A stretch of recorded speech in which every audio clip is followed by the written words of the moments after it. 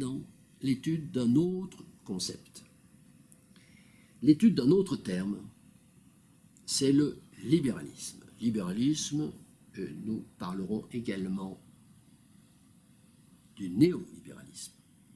Que dit le dictionnaire Larousse sur le libéralisme? Larousse dit que le libéralisme est une doctrine économique qui privilégie l'individu et sa liberté, ainsi que le libre jeu des actions individuelles, conduisant à l'intérêt général. Il dit également que le libéralisme est une doctrine visant à limiter les pouvoirs de l'État au regard des libertés individuelles. Et il dit enfin, troisièmement, que le libéralisme est une attitude de compréhension qui pousse à la tolérance. Concernant maintenant le néolibéralisme, le Larousse dit que c'est une doctrine qui a pour objet de rénover le libéralisme en rétablissant ou en maintenant le libre jeu des forces économiques et l'initiative des individus, mais tout en acceptant l'intervention de l'État. En acceptant l'intervention de l'État sans préciser quel type d'intervention. Que dit maintenant le dictionnaire Robert sur le libéralisme et le néolibéralisme? D'après le Robert, le libéralisme est une attitude, une doctrine des libéraux, partisans des libertés individuelles, par opposition, partisans de l'étatisme, du socialisme. C'est une doctrine selon laquelle la liberté économique, le libre jeu de l'entreprise ne doivent pas être entravés. Le libéralisme préconise la libre concurrence. Le libéralisme respecte l'indépendance, a du respect à l'égard de l'indépendance d'autrui et des opinions d'autrui. Concernant maintenant le néolibéralisme, le Robert considère que est néolibéral qui prône une forme de libéralisme qui admet une intervention limitée de l'État. Alors, si nous comparons les définitions de ces deux dictionnaires, le plus grand dénominateur commun, c'est sans équivoque la notion de tolérance et de respect des opinions d'autrui qui caractérise en premier la notion de libéralisme. Ainsi, un libéral se distinguera d'un non-libéral par son attitude à dialoguer avec toutes sortes d'opinions différentes des siennes. Le non-libéral, lui, privilégiant l'échange avec des interlocuteurs partageant déjà au départ les mêmes valeurs ou les mêmes fondements de pensée que lui. Dans le domaine civil, ces deux dictionnaires de référence s'accordent également à dire que le libéralisme se caractérise par une priorisation de la liberté individuelle, notamment dans le domaine de la liberté d'expression, ce qui a pour conséquence de ranger tout naturellement les contempteurs du libéralisme, c'est-à-dire ceux qui ne sont pas d'accord et ceux qui critiquent le libéralisme, dans la catégorie des partisans de la restriction de cette même liberté d'expression. Et dans le domaine économique, dans le domaine économique, ces deux dictionnaires de référence s'accordent également à dire que le libéralisme se caractérise par une liberté de l'entreprise, par une liberté de la concurrence, par opposition à l'étatisme ou à la planification qui privilégie, elle, l'intervention de l'État dans l'économie, notamment par la réglementation des professions et les diverses ou multiples contraintes normatives. De ce point de vue, il est intéressant de noter que le Larousse considère, de façon très étrange, il considère que le libre jeu des actions individuelles conduit tout naturellement à l'intérêt général. Mais évidemment, il faut le comprendre aujourd'hui pour les libéraux. Donc pour les libéraux, le libre jeu des actions individuelles détermine en fait l'intérêt général.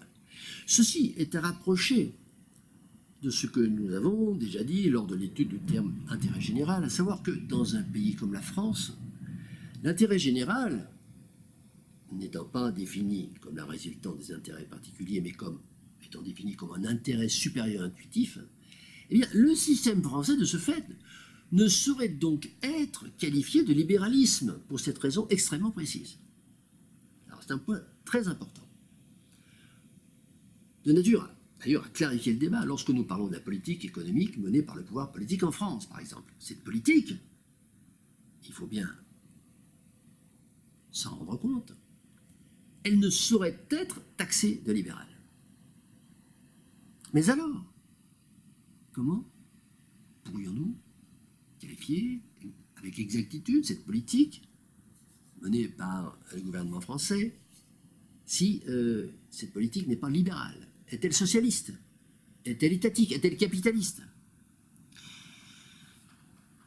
Pour nous sortir de cette difficulté sémantique, il existe heureusement un mot magique, récemment imaginé par la mouvance crypto-étatique.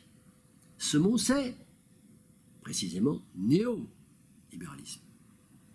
Néolibéralisme qui, en ajoutant le préfixe néo devant le mot libéralisme, suggère que, tout comme le Beaujolais, le libéralisme nouveau est arrivé. Le néolibéralisme. Alors, qu'est-ce que c'est que le néolibéralisme?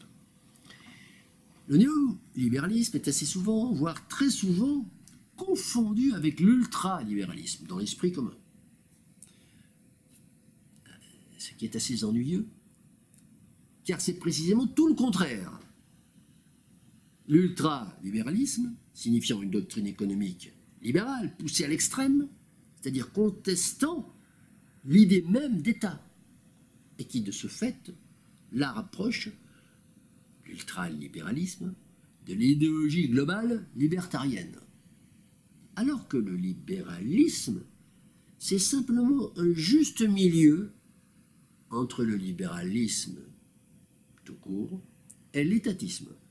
C'est-à-dire une forme de libéralisme visant au consensus social, en admettant une certaine intervention que le Larousse définit comme une intervention limitée, sans autre précision. Une certaine intervention limitée de l'État, ou tout au moins ce qu'il prétend être, ainsi que le restituent d'ailleurs identiquement les définitions du Larousse et du Robert. Alors pour nous, théoriciens de la décroissance inéluctable, la sémantique du substantif libéralisme et de son adjectif associé libéral nous interpelle tout particulièrement, dans la mesure où certaines mouvances se définissant elles-mêmes ancrées à gauche qualifient notre programme pour une société de la précroissance, le qualifient de programme libéral, dans le même temps d'ailleurs, ou d'autres, parallèlement, et d'autres mouvances penchant elles qui, très à droite, le taxe du mot grossier pour elles de programme communiste. Alors, au vu de ces divergences extrêmes d'interprétation, il nous apparaît donc essentiel de donner notre propre définition du libéralisme, auquel nous demandons, aussi bien à nos exégètes qu'à nos contradicteurs, de se reporter avant d'employer ce qualificatif à notre égard. Cette définition, tout comme celle des dictionnaires, revêt deux aspects, l'un relevant de la vie civile, l'autre relevant de la vie économique. Alors, pour ce qui concerne la vie civile, nous sommes en accord avec la définition du libéralisme en tant qu'attitude de compréhension qui pousse à la tolérance, c'est-à-dire une attitude de respect à l'égard de l'indépendance et des opinions d'autrui.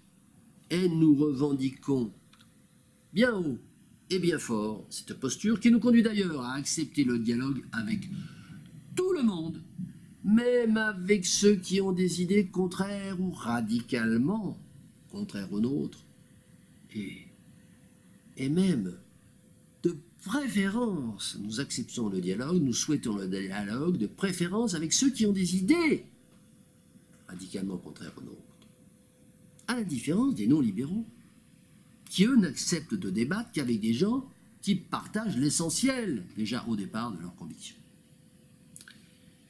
Pour ce qui concerne maintenant la vie économique, nous considérons que la décroissance inéluctable de notre société vers un État à basse énergie et pauvre en minerais va nécessiter une mobilisation de l'initiative et de l'inventivité individuelle sans précédent, et que les forces vives de chaque individu devront pouvoir s'exprimer sans entrave autre que le respect de la vie civile, que le respect de la loi civile. cette option, c'est naturellement un raccourci de notre programme pour une société de la précroissance, qui prévoit par ailleurs de réduire les inégalités de départ entre les individus et également de déléguer à un État qui serait devenu un État serviteur du peuple, de lui déléguer à cet État des pans entiers de l'économie au titre de l'intérêt général tel que nous l'avons défini précédemment, et notamment dans la conférence traitant de la première partie de ce glossaire. De fait, notre conception du libéralisme prend en compte ces deux paramètres essentiels, ce qui l'éloigne radicalement de l'acception courante et qui même l'oppose au capitalisme, au point que nous pourrions même dire que, de notre point de vue, on peut être libéral et en même temps être anticapitaliste. Nous nous en expliquerons plus complètement après avoir étudié maintenant le sens du terme capitaliste dans ce glossaire de la décroissance. Enfin, notre acception du terme libéralisme n'est pas non plus à rapprocher de celle du néolibéralisme, qui admet une intervention de l'État dans la conduite des affaires de l'entreprise privée. Parce que notre programme, pour une société de la précroissance, prévoit, lui, une stricte séparation des deux secteurs, le secteur privé et le secteur public. L'État serviteur n'intervenant absolument pas dans la conduite des affaires du secteur privé, alors que, de son côté, il a en charge des pans entiers de l'économie du pays.